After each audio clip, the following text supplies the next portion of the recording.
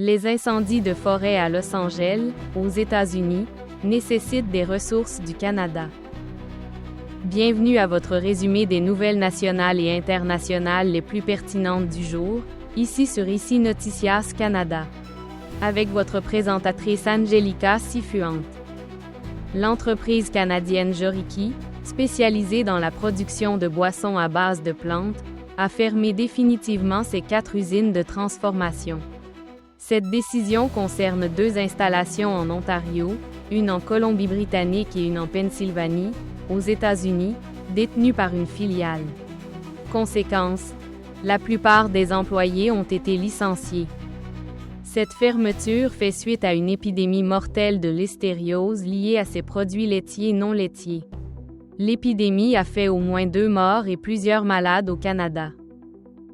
Les feux de forêt à Los Angeles ont atteint des proportions alarmantes, avec au moins 5 morts et l'évacuation de plus de 150 000 personnes. En réponse à cette situation d'urgence, le Canada a offert une aide importante. Le premier ministre canadien Justin Trudeau a partagé sur les réseaux sociaux une vidéo montrant un avion canadien participant aux efforts de lutte contre les incendies à Los Angeles, accompagné du message « Des voisins aident leurs voisins ». Ce geste souligne la solidarité et la coopération entre les 2 pays en temps de crise.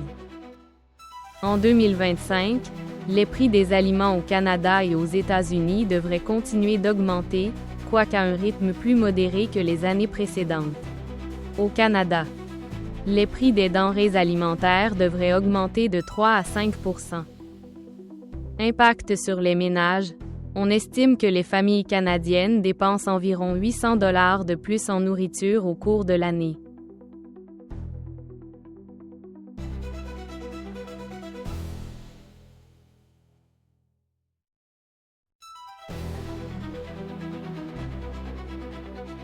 Les prix des denrées alimentaires devraient augmenter en moyenne de 1,9 %, avec des différences entre celles consommées à domicile et celles consommées hors domicile. Les produits les plus touchés aux États-Unis, les aliments tels que les œufs, les produits laitiers, les fruits tropicaux et les huiles pourraient connaître des augmentations plus importantes. Après la démission récente de Justin Trudeau comme chef du Parti libéral et premier ministre du Canada, la recherche de son successeur a commencé. Bien qu'aucun sondage précis indiquant qui les Canadiens préfèrent comme prochain chef libéral n'ait encore été publié, plusieurs noms ont émergé comme candidats potentiels pour prendre la tête du parti. Candidats potentiels. Chrystia Freeland. Ancienne vice-première ministre et ministre des Finances, Freeland a été une figure de proue du gouvernement Trudeau. Sa démission à la mi-décembre 2024, à la suite de désaccords avec Trudeau, la positionne comme une potentielle successeur. Mark Carney, ancien gouverneur de la Banque du Canada et de la Banque d'Angleterre, M. Carney a été mentionné comme candidat potentiel à la direction du Parti libéral. Son expérience dans le domaine économique pourrait être considérée comme un atout en période de difficultés financières. Loblaw présente ses excuses après avoir découvert que certains produits de viande vendus dans ses magasins de l'Ouest canadien étaient en sous-poids. Loblaw Companies Limited, l'une des principales chaînes de supermarchés du Canada, a présenté des excuses publiques après avoir découvert que certains produits de viande vendus dans ses magasins de l'Ouest canadien étaient en sous-poids.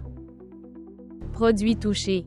Principalement des coupes de bœuf et de porc emballés et étiquetés dans les magasins sous les marques Loblaw, Real Canadian Superstore et No Frills. Régions touchées. Magasins situés dans les provinces de l'Alberta, de la Colombie-Britannique, du Manitoba et de la Saskatchewan. L'an dernier, 80 000 personnes se sont retrouvées sans abri en Ontario, selon un nouveau rapport des municipalités de la province, qui dresse le portrait le plus clair du problème à ce jour. Le nombre de personnes vivant dans des refuges ou dans la rue a augmenté de 25 % par rapport à il y a 2 ans, selon le rapport. L'association, qui représente 444 municipalités de l'Ontario, estime qu'une approche fondamentalement différente est nécessaire pour faire face à la crise. Votre opinion compte. Abonnez-vous et suivez-nous sur nos plateformes YouTube, TikTok, Instagram et Facebook sous le nom de ICI News Canada. Pour être toujours informé des nouvelles les plus importantes et des analyses approfondies. Merci de nous avoir choisis comme source d'information de confiance.